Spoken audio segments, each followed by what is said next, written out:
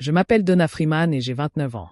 Je suis professeur de lycée à Fort Wayne, dans l'Indiana, et je me consacre corps et âme à aider mes élèves à découvrir leur potentiel et à trouver la confiance nécessaire pour s'exprimer. J'ai toujours cru que mon travail pouvait faire la différence dans la vie de quelqu'un, même de façon modeste, et cette conviction était pour moi une source de fierté et de sens. Mais le mois dernier, lorsque je suis arrivé au dîner d'anniversaire de mon père avec un gâteau fait maison et une bouteille de vin, j'espérais que ma famille, ne serait-ce qu'une fois, me verrait tel que je suis vraiment. Au lieu de cela, j'en suis ressorti avec une blessure que je n'oublierai jamais. Ma mère m'a regardé droit dans les yeux et m'a dit « On préférerait ne pas avoir à te supporter ». Et mon père, lui, a simplement hoché la tête, comme si de rien n'était. Ces mots m'ont brûlé comme le feu et m'ont blessé plus profondément que n'importe quelle dispute. Toute ma vie, j'ai été invisible, constamment éclipsé par mon frère aîné, l'enfant chéri, avec son travail prestigieux et sa vie parfaite.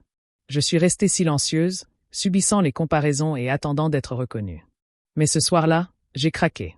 Je me suis levée, je les ai regardés de haut et j'ai dit « Parfait.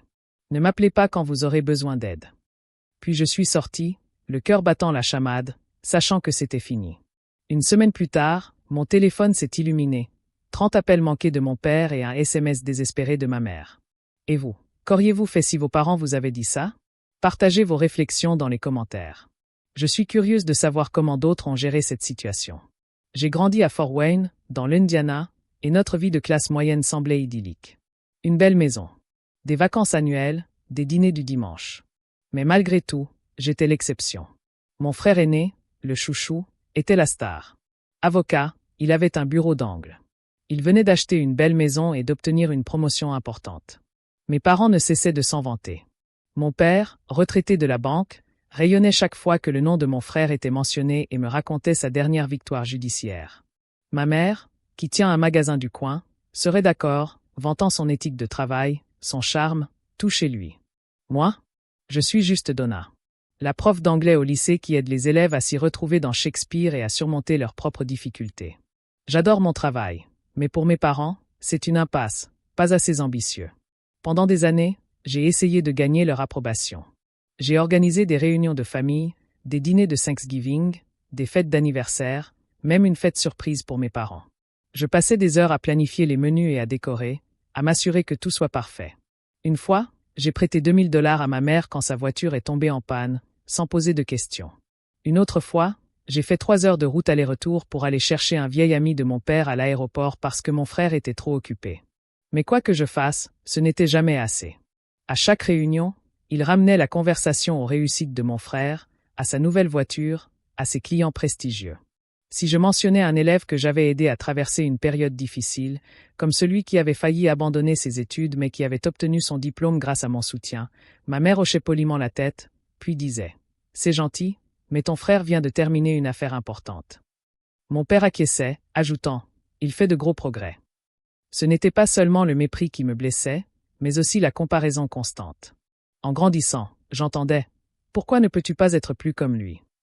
Mon frère encaissait sans broncher, sans jamais me défendre. Sa femme, toujours à ses côtés, souriait et hochait la tête comme si je n'existais pas. Mais je persistais, espérant qu'un jour il me remarquerait. J'appelais ma mère chaque semaine, je prenais de ses nouvelles et je proposais mon aide pour des affaires. Je lisais leurs récits sur la façon dont mon frère avait surmonté sa souffrance, pensant que peut-être cette fois-ci il s'intéresserait à ma vie. Ils ne l'ont jamais fait. Ma meilleure amie, également enseignante, me répétait sans cesse d'abandonner. « Il ne te mérite pas », me disait-elle autour d'un café dans notre restaurant préféré à Fort Wayne. Elle avait raison. Mais je n'arrivais pas à lâcher prise. La famille, ça compte, non? Le pire, c'était qu'ils me prenaient pour acquise. L'année dernière, j'ai passé des semaines à organiser la fête de départ à la retraite de mon père. J'ai réservé la salle, envoyé les invitations, et même payé la moitié du traiteur, $500 de ma poche. Mon frère est arrivé en retard, a porté un toast rapide et a récolté tous les lauriers.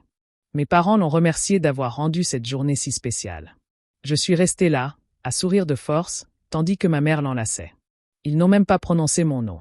Une autre fois, j'ai aidé une étudiante à rédiger une dissertation qui lui a permis d'obtenir une bourse complète. J'étais si fière que j'en ai parlé à mes parents pendant le dîner.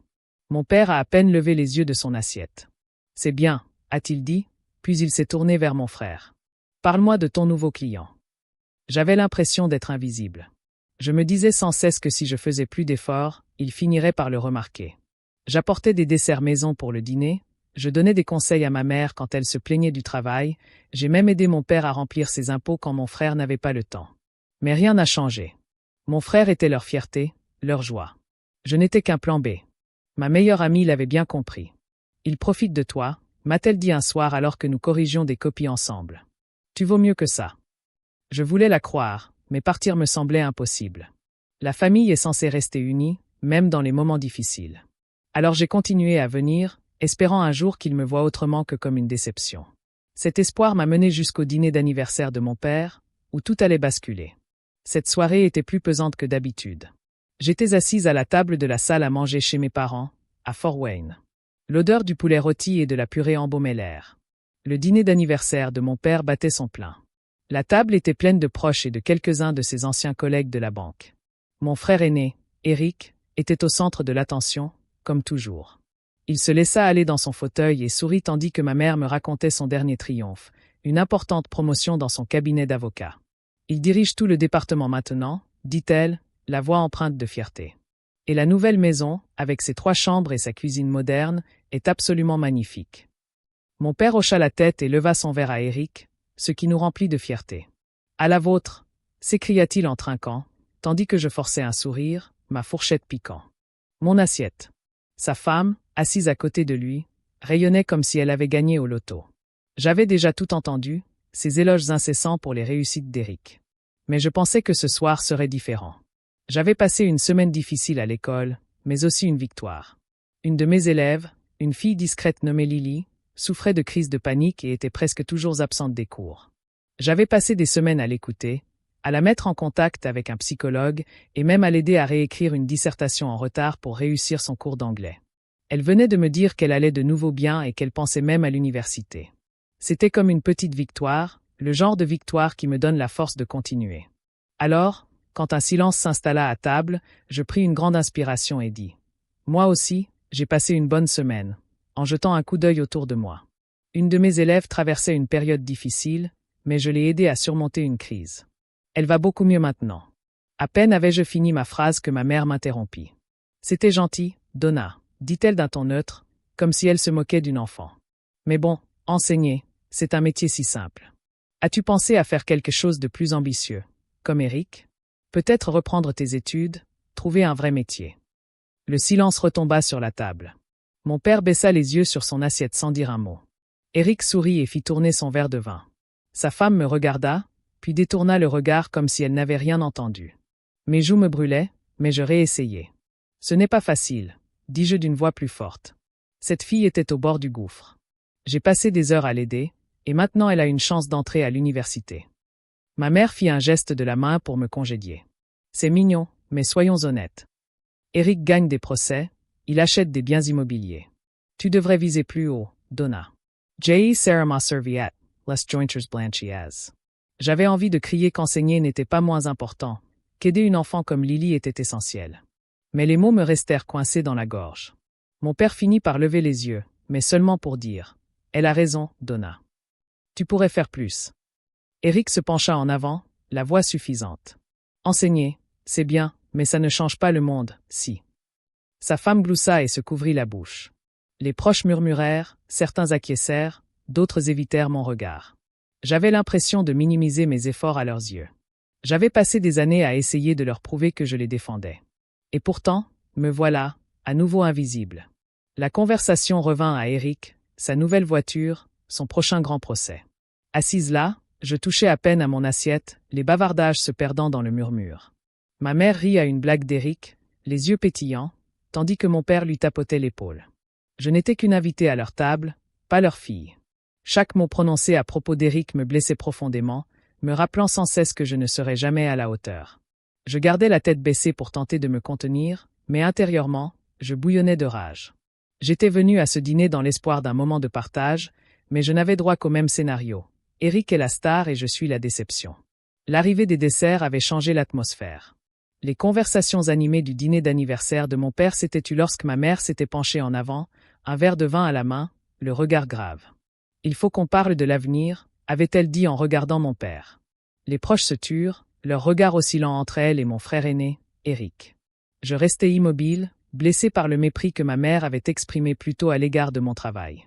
Mon père hocha la tête et joignit les mains. « Il est temps de régler la succession, » dit-il. « La maison, les économies, tout ce pour quoi nous avons travaillé. » J'avais la nausée. Je ne les ai jamais entendus en parler aussi ouvertement, pas en ma présence. Ma mère prit la parole la première. « Eric s'en est si bien sorti, » dit-elle d'une voix chaleureuse en le regardant. « Il est fiable, il a réussi. C'est logique qu'il puisse gérer la plupart des situations. » Eric se redressa, le torse bombé. Sa femme lui serra le bras, un large sourire aux lèvres. « Nous envisageons de te léguer la maison, Eric, » ajouta mon père. « Tu as une famille, un avenir à construire. C'est la moindre des choses. » Je clignai des yeux, essayant de comprendre. La maison où j'avais grandi, où j'avais gravé mes initiales dans l'arbre du jardin, était léguée à mon frère comme si je n'existais pas. J'ouvris la bouche pour parler, mais maman continua. « C'est toi sur qui nous pouvons compter, » dit-elle à Eric. « Tout le monde ne tire pas les ficelles. » Ça m'a fait l'effet d'un coup de poing. « Qu'est-ce que ça veut dire ?» demandai-je sèchement. Un silence s'installa à table.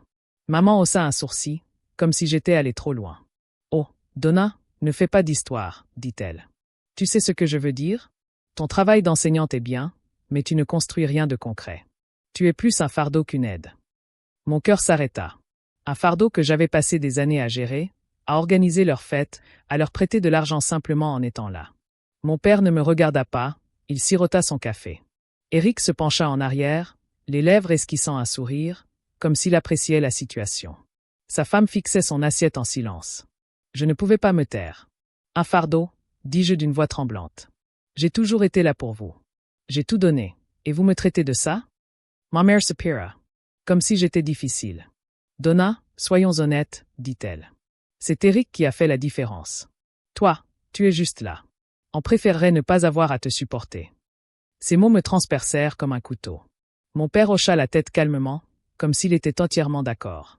Les proches se sont agités, mal à l'aise, mais personne n'a rien dit. La femme d'Eric m'a regardé, puis le silence s'est dissipé, plus fort que les mots. Je me suis levé de ma chaise en raclant le sol. « Vous avez tort, » ai-je dit d'une voix basse mais assurée. « Je vous ai donné plus que vous ne le méritez. » Ma mère a levé les yeux au ciel. « Arrête tes simagrées », a-t-elle sifflé. Eric a gloussé et marmonné. « Je ramène toujours tout à toi. » J'ai balayé la table du regard les visages qui évitaient le mien. Toute ma vie, j'avais essayé de prouver que j'étais à la hauteur. Mais à cet instant, j'ai vu la vérité. Il ne me verrait jamais. Le hochement de tête de mon père, les mots de ma mère. Ce n'était pas qu'une simple faute de frappe, c'était leur intention. J'ai attrapé mon sac à main, les mains tremblantes. J'avais envie de hurler pour renverser la table, pour leur faire sentir le poids de leurs paroles, mais je me suis à peine retenu. J'ai jeté un dernier regard à mes parents quand j'ai aperçu le sourire suffisant d'Eric face à cette famille qui venait de me rejeter. J'étais venu à ce dîner en espérant un minimum de respect, mais c'en était fini de le demander. Je me suis retourné, j'ai quitté la salle à manger et j'ai franchi la porte d'entrée de la maison de mes parents à Fort Wayne, la refermant avec un clic qui a résonné dans ma poitrine. Dehors, l'air frais de la nuit m'a frappé comme une gifle. Je suis monté dans ma voiture, les mains tremblantes crispées sur le volant. J'avais envie de pleurer, de crier, de rentrer en voiture et de les supplier de revenir en arrière. Mais quelque chose de plus profond me retenait, une détermination que je n'avais jamais ressentie auparavant. Pendant des années, je m'étais accroché à cette famille, essayant de gagner une place qu'ils ne m'accorderaient jamais. J'avais veillé tard pour organiser leurs événements et dépenser mes économies pour les aider à supporter leurs interminables oraisons funèbres pour Eric. Et pourquoi ? Pour être traité de fardeau qui ne disparaîtrait jamais. Je ne retournerai pas à cette table, à cette vie à mendier des miettes de leur approbation. C'en était fini. En rentrant chez moi, dans mon petit appartement, j'ai ressenti tout le poids de cette décision. C'était une véritable souffrance. Mais c'était aussi un sentiment de liberté. Je ne quittais pas simplement un dîner. Je laissais derrière moi des années à essayer de me conformer à leur image. J'ai pensé à mes élèves, à ces enfants que j'avais aidés à trouver leur force, comme Lily, qui avait pris les devants pour la première fois depuis des semaines en réussissant son examen d'anglais. Voilà qui j'étais. Non pas un fardeau, mais quelqu'un qui faisait la différence. Je me suis garé sur mon parking, les réverbères projetant des ombres sur mon tableau de bord, et je me suis promis de vivre pour moi désormais, et non pour eux. Le lendemain matin, je me suis réveillé avec une rage au ventre.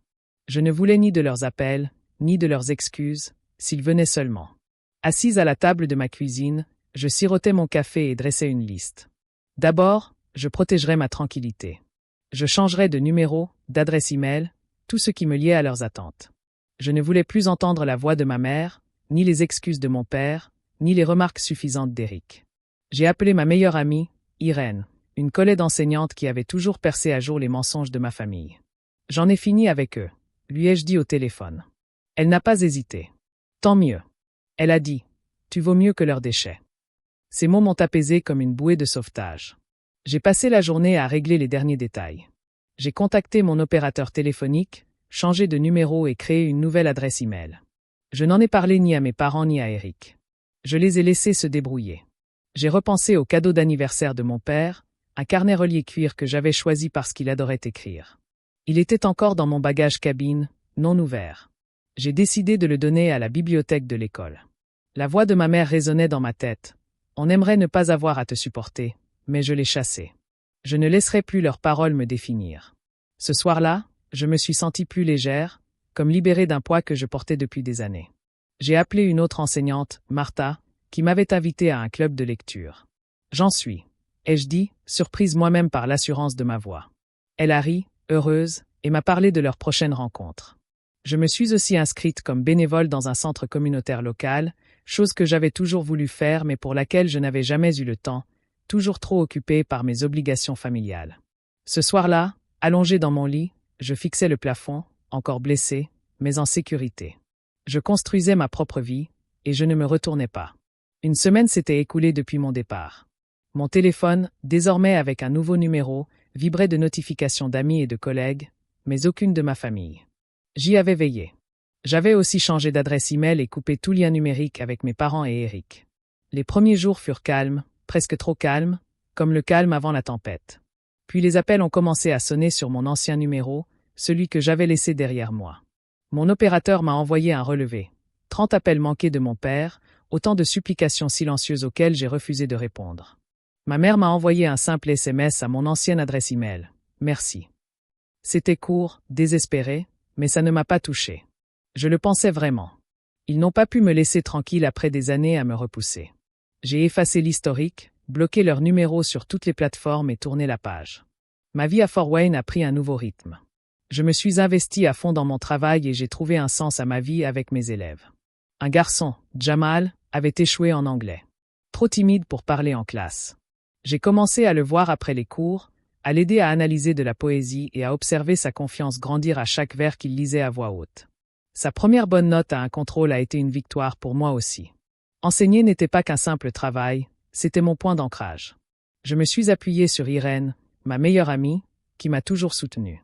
Nous nous retrouvions dans un café du coin, sirotant des lattes et riant de ses déboires amoureux ou des miens, et de nos plans de cours farfelus. « Tu rayonnes », m'a-t-elle dit un jour, les yeux pétillants. « C'est toi, vraiment. » Elle avait raison.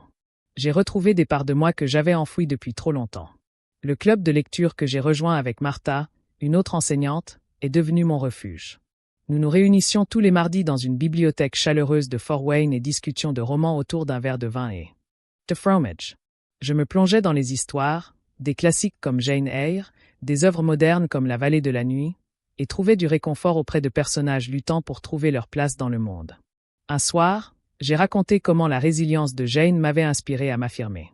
Le groupe a écouté, a acquiescé, et Martha m'a serré la main. « Tu es plus forte que tu ne le crois », m'a-t-elle dit. J'avais l'impression d'appartenir à une famille choisie, et non héritée. J'ai commencé à prendre davantage la parole, à partager mes pensées sans craindre d'être ignorée. Le club n'était pas seulement une question de livres. C'était un sentiment d'appartenance. Le bénévolat au centre communautaire occupait mes week-ends. Je me suis inscrite comme mentor auprès d'adolescents, les aidant à faire leurs devoirs ou simplement les écoutant quand ils avaient besoin de parler. Une jeune fille, Mia, me rappelait moi-même, discrète, désireuse de plaire, toujours ignorée. Je lui ai appris à écrire des nouvelles, et je l'ai vue s'illuminer lorsque son travail était complimenté. Cela a guéri quelque chose en moi, lui a apporté la reconnaissance que j'avais tant désirée. Le coordinateur du centre, un entraîneur nommé Roger, remarqua mon engagement. « Tu as un don », me dit-il avec un sourire chaleureux.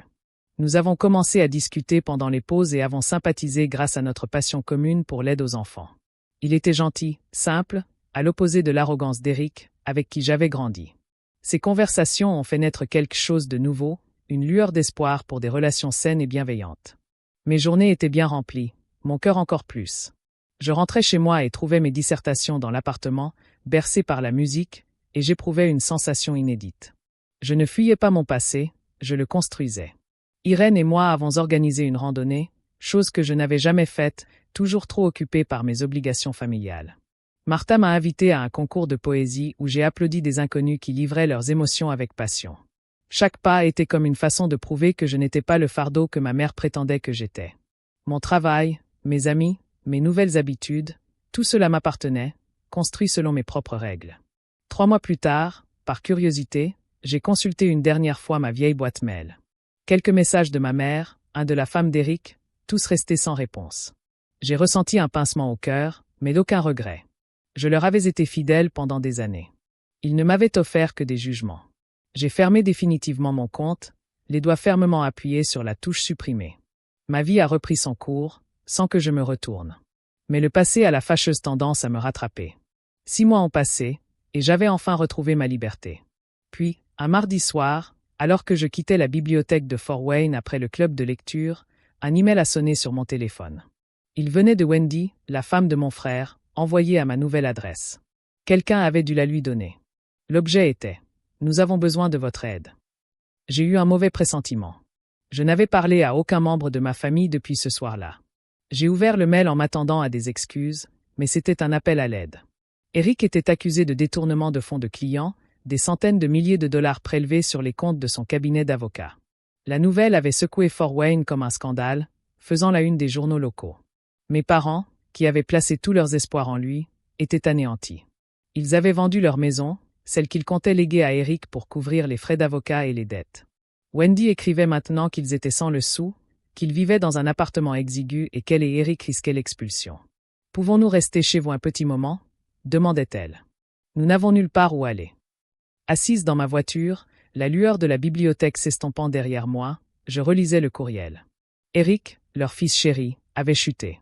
L'homme que mes parents jugeaient digne de confiance était un imposteur.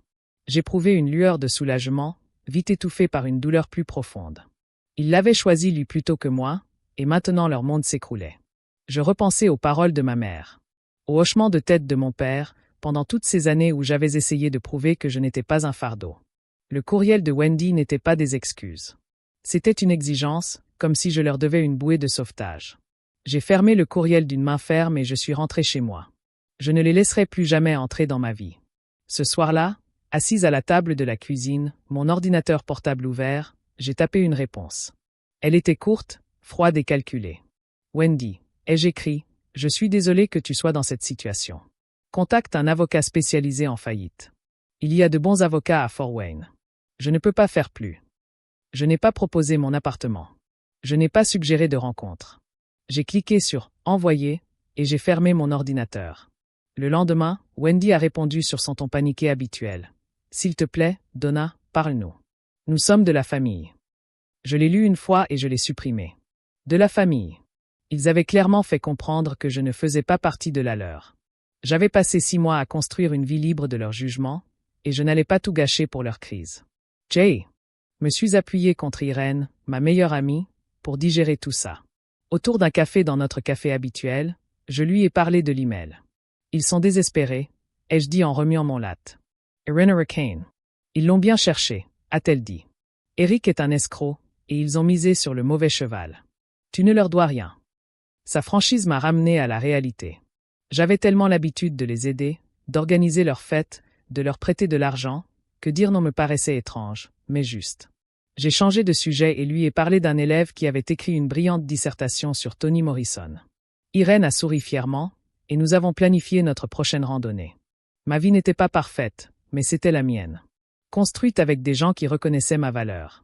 Au centre communautaire où j'étais bénévole, je me concentrais sur les enfants. Mia, l'adolescente que j'accompagnais, venait de terminer une nouvelle pour un concours local. Je l'ai aidée à la peaufiner et j'ai vu sa confiance s'épanouir. Roger, l'entraîneur, est passé pendant une séance et a proposé de la lire. « Tu es sur la bonne voie », m'a-t-il dit d'une voix chaleureuse. J'ai souri, reconnaissante de leur soutien. Le cœur du club de lecture avec Martha, c'était ma salle de classe. Ils étaient mes points d'ancrage, pas les drames familiaux. J'ai appris par un ami commun que mes parents avaient du mal à emprunter de l'argent à des proches. Leur fierté était anéantie. Eric risquait la prison, sa réputation ruinée. J'ai ressenti une pointe de pitié, mais elle s'est dissipée. Ils avaient bâti leur vie autour de sa réussite, et maintenant ils en payaient le prix. J'ai continué d'avancer, mes journées se remplissant de sens. Je ne consultais plus mes anciens emails. Je n'attendais plus leurs appels. Wendy m'a envoyé un autre message, me demandant encore des nouvelles, mais je n'ai pas répondu. Mon silence était ma réponse. Je leur avais donné assez d'années de mon cœur, de mon temps, de ma loyauté. Maintenant, je pensais à moi. Mais certains choix ont des conséquences inattendues. 1 an s'était écoulé depuis cette nuit-là. Me voici maintenant dans ma salle de classe, avec un nouveau titre, chef du département d'anglais, en train de préparer les cours du semestre à venir. Cette promotion était le fruit de mois de travail acharné à encadrer les étudiants et à mener des changements de programme. Mon bureau était jonché de mots de remerciements d'enfants que j'avais aidés, leurs mots me rappelant pourquoi j'étais restée enseignante. En dehors du travail, ma vie à Fort Wayne était remplie de personnes qui me soutenaient. Irène, ma meilleure amie, était toujours là. Nos rencontres hebdomadaires autour d'un café incluaient désormais Roger, l'entraîneur du centre communautaire, devenu bien plus qu'un ami. Ensemble, nous avions tissé des liens de confiance, une famille privilégiée qui illuminait chaque jour. J'étais heureuse non pas parce que la vie était parfaite, mais parce qu'elle était mienne. Mes journées étaient un mélange de sens et de joie. À l'école, j'animais des ateliers de planification pour aider les enseignants à accompagner les élèves en difficulté. Un après-midi, lors d'un atelier d'écriture créative, j'ai vu une jeune élève timide rayonner sous les compliments de ses camarades. Cela m'a rappelé mon propre parcours, la découverte de ma voix, l'affirmation de ma valeur. Après le travail, j'allais au club de lecture avec Martha, une autre enseignante, où nous décortiquions des romans et partagions des rires autour d'un verre de Merlot. Roger se joignait parfois à nous, son humour naturel apportant une touche de sérénité au groupe. Irène et moi étions encore en pleine randonnée sur un sentier enneigé, essoufflés et étourdis. Je faisais du bénévolat au centre communautaire, où j'accompagnais des adolescentes comme Mia, dont les histoires étaient désormais publiées dans une anthologie locale. Chaque instant était comme une brique posée sur les fondations d'une vie que j'avais bâtie loin de l'ombre de ma famille. J'ai appris la nouvelle concernant mes parents et Eric par un cousin éloigné. Leur ruine était totale. L'argent de la vente de leur maison n'avait pas suffi à couvrir les dettes d'Eric ni ses frais d'avocat après sa condamnation pour détournement de fonds. Mes parents vivaient dans un petit appartement, leurs économies envolées, leur fierté anéantie. Eric purgeait une peine de 3 ans, sa carrière d'avocat brisée. Wendy avait emménagé chez sa sœur et luttait pour se reconstruire. Ils avaient essayé de reprendre contact par le biais d'amis communs, mais je n'avais pas répondu. Je leur avais été fidèle pendant des années, pour finalement être traité de fardeau. Le pardon était hors de question. Pas maintenant. Peut-être jamais. Leur choix les avait menés là, tout comme les miens m'avaient mené à cette nouvelle vie. Un soir, assise avec Irène et Roger dans un restaurant du quartier, je repensais au chemin parcouru. Irène taquinait Roger sur ses goûts musicaux douteux, et je riais, me sentant plus légère que depuis des années. Je repensais à la jeune fille que j'étais lors de ce dîner d'anniversaire, en quête désespérée de reconnaissance, mal à l'aise aux paroles de ma mère. Cette version de moi avait disparu. J'avais appris à m'aimer, non pas pour ce que je pouvais prouver aux autres, mais pour ce que j'étais. Une enseignante, une amie, quelqu'un qui défendait ceux qui comptaient. Irène croisa mon regard et perçut mon moment de silence. « Ça va ?» demanda-t-elle. J'acquiesçai d'un signe de tête et souris. « Mieux que bien » répondis-je. Roger me serra la main sous la table, sa chaleur me rappelant constamment la vie que j'avais choisie. La plus grande leçon n'était pas de rompre les liens ni de les renier. C'était de me choisir chaque jour, dans chaque décision. J'ai choisi de m'entourer de personnes comme Irène et Roger, qui reconnaissaient ma valeur sans que j'aie à la demander. J'ai choisi mes élèves, qui me rappelaient que je pouvais faire la différence. J'ai choisi d'enseigner non par ostentation, mais par conviction. La chute de ma famille n'était plus qu'un lointain souvenir, conséquence de leurs propres erreurs. Je ne me suis pas vantée, je n'ai rien caché. J'avais tourné la page, non par malice, mais parce que je le méritais. Ce soir-là, en rentrant chez moi, sous un ciel clair où brillait la silhouette de Fort Wayne, je me sentais comblée. Mon appartement était petit, ma vie simple, mais cela me suffisait. J'avais bâti quelque chose de concret, de durable. Le passé était derrière moi et l'avenir m'appartenait.